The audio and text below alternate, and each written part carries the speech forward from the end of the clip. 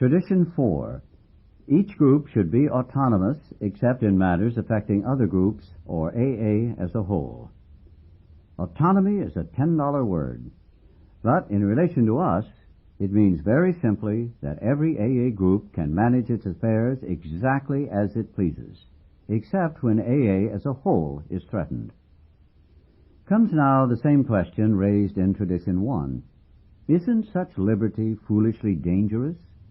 Over the years, every conceivable deviation from our 12 steps and traditions has been tried. That was sure to be, since we are so largely a band of ego-driven individuals. Children of chaos, we have defiantly played with every brand of fire, only to emerge unharmed and, we think, wiser.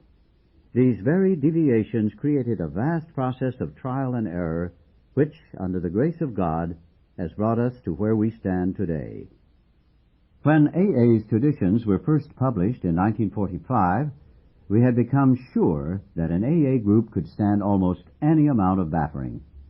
We saw that the group, exactly like the individual, must eventually conform to whatever tested principles would guarantee survival.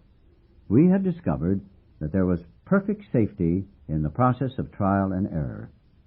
So confident of this had we become that the original statement of AA tradition carried this significant sentence: any 2 or 3 alcoholics gathered together for sobriety may call themselves an AA group, provided that as a group they have no other affiliation. This meant, of course, that we had been given the courage to declare each AA group an individual entity, strictly reliant on its own conscience as a guide to action.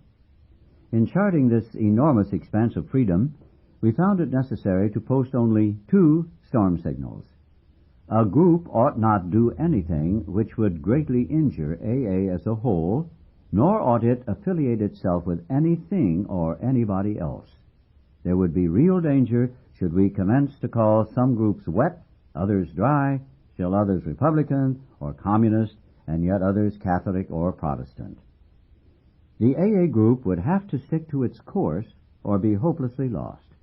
Sobriety had to be its sole objective. In all other respects, there was perfect freedom of will and action. Every group had the right to be wrong. When AA was still young, lots of eager groups were forming.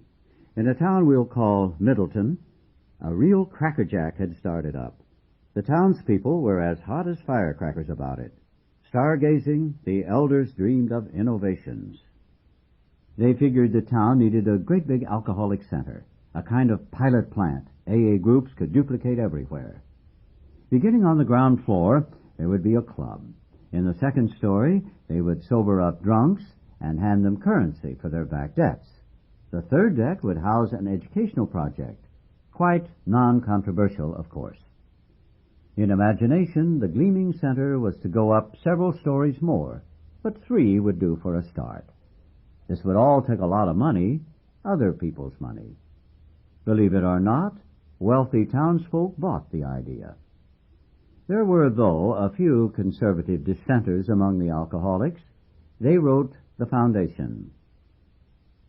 And here the book has a footnote which reads, in 1954, the name of the Alcoholic Foundation, Incorporated, was changed to the General Service Board of Alcoholics Anonymous, Incorporated, and the foundation office is now the General Service Office. Returning now to the text, they wrote the foundation, AA's headquarters in New York, wanting to know about this sort of streamlining. They understood that the elders, just to nail things down good, were about to apply to the foundation for a charter. These few were disturbed and skeptical. Of course, there was a promoter in the deal, a super promoter. By his eloquence, he allayed all fears, despite advice from the foundation that it could issue no charter, and that ventures which mixed an AA group with medication and education had come to sticky ends elsewhere. To make things safer, the promoter organized 3 corporations and became president of them all. Freshly painted, the new center shone. The warmth of it all spread through the town. Soon things began to hum.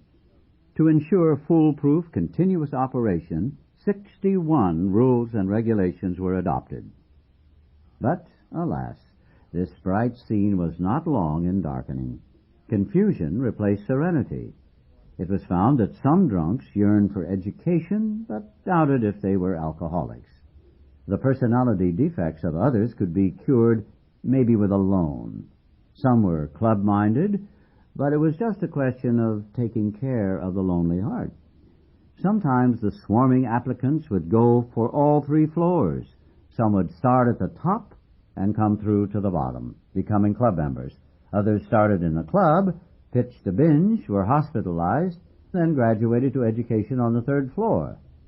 It was a beehive of activity, all right, but unlike a beehive, it was confusion compounded. An AA group as such simply couldn't handle this sort of project. All too late, that was discovered. Then came the inevitable explosion. Something like that day the boiler burst in Wombley's clapboard factory. A chill choke damp of fear and frustration fell over the group. When that lifted, a wonderful thing had happened. The head promoter wrote the foundation office. He said he wished he'd paid some attention to AA experience. Then he did something else that was to become an AA classic. It all went on a little card about golf score size. The cover read, Middleton Group Number 1, Rule Number 62.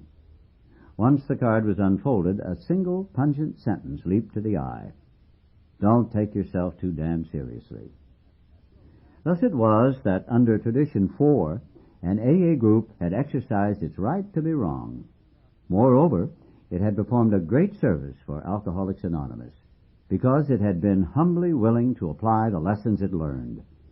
It had picked itself up with a laugh and gone on to better things. Even the chief architect, standing in the ruins of his dream, could laugh at himself. And that is the very acme of humility.